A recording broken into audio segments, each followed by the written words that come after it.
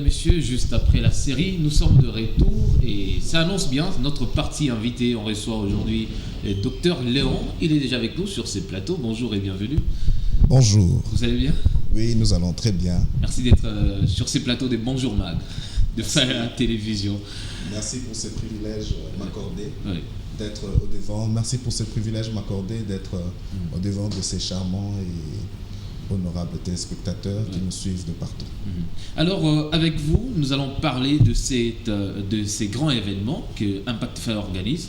On va le dire que peut-être c'est chaque année, Symposium. Justement, il y a la publicité qui passe à la télévision et les gens peut-être ne retiennent rien du tout par rapport à ça, ou ne comprennent rien du tout. Mais avec vous, on va certainement essayer d'étaler un peu certains détails sur ça. C'est quoi les symposiums? En fait, le symposium, je pourrais le définir de deux manières. Parce que nous avons une définition qui est purement intellectuelle, scientifique, et nous avons une définition qui est une définition dans le cadre religieux. Dans le cadre scientifique, un symposium, c'est, à la différence d'une convention et autre chose, c'est une rencontre des spécialistes dans un domaine donné. Et ces spécialistes viennent émettre chacun, selon son école, une approche intellectuelle sur un sujet précis. Okay. On peut appeler 3 à 4 écoles différentes et qui viennent émettre leur compréhension et leur résolution par rapport à une thématique donnée. Et tous n'ont pas tort, et chacun a son approche, mais ça nous amène au même résultat. Ça, c'était un peu pratiquement la définition scientifique. Mais quand nous allons dans la définition religieuse, et particulièrement par rapport à Impact Fire Ministry, c'est une organisation de haute facture qui est fait selon l'orientation de l'ange de la maison et le Saint-Esprit. Par l'ange de la maison, je parle de l'apôtre Jimmy Fire, qui est notre père, et le père de cette grande communauté, cet homme des distinctions, qui est en communion parfaite avec le Saint-Esprit et qui émet chaque fois de thèmes qui font bouger la ville. Et cette fois-ci, il avait été retenu comme thème conquérir sa destinée par le pouvoir de la déclaration, par la puissance de la déclaration. À savoir, bon nombre d'orateurs sont retenus, des orateurs divinement choisis, des orateurs puissants qui viendront ergoter autour du thème afin de pouvoir, selon chacun son approche, nous éclairer sur la thématique qui est vaincre, conquérir sa destinée par la puissance de la déclaration. Et nous sommes pratiquement à notre 3e édition. 3e édition. Oui. Et ça commence quand comme ça? Ça commence le 17. C'est dimanche déjà. Nous sommes là à partir de 14h30, 15h. Venez nombreux, je vous assure, les gens sont en train d'affluer, les appels, les réservations de place. Il faut être là à temps pour ne pas se retrouver au fond de la salle ou derrière, raison pour laquelle nous demandons aux uns comme aux autres d'être là de bonne heure.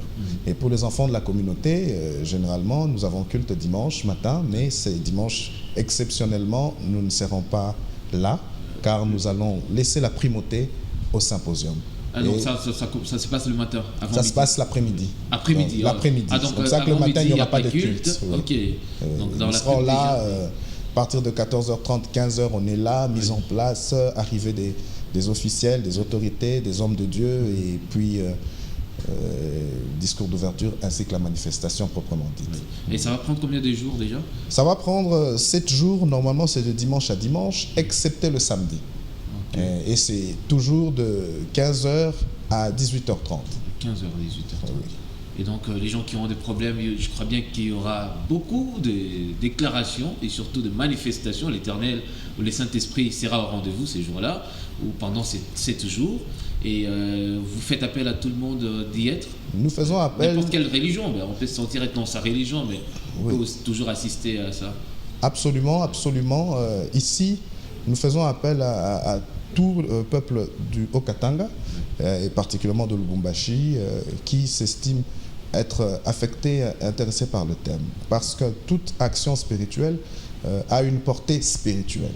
Et il y a toujours une population cible et des individus donnés.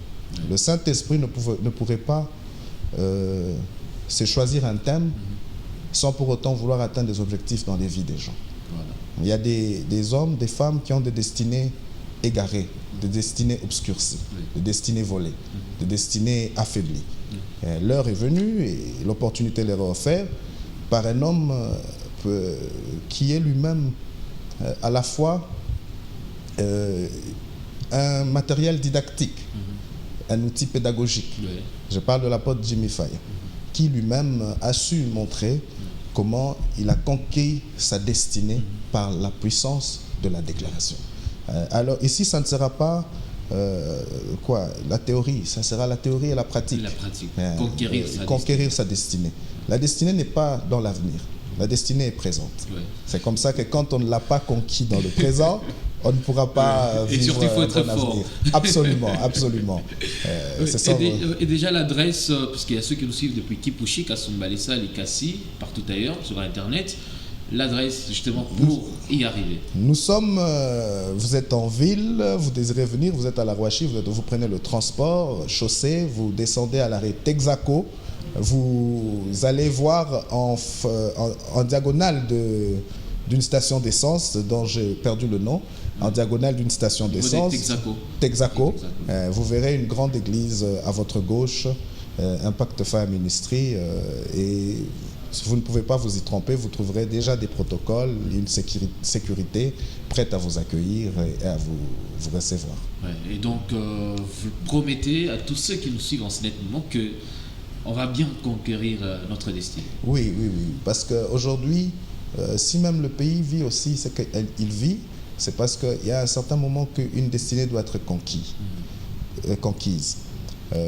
La destinée n'est pas qu'un cadeau.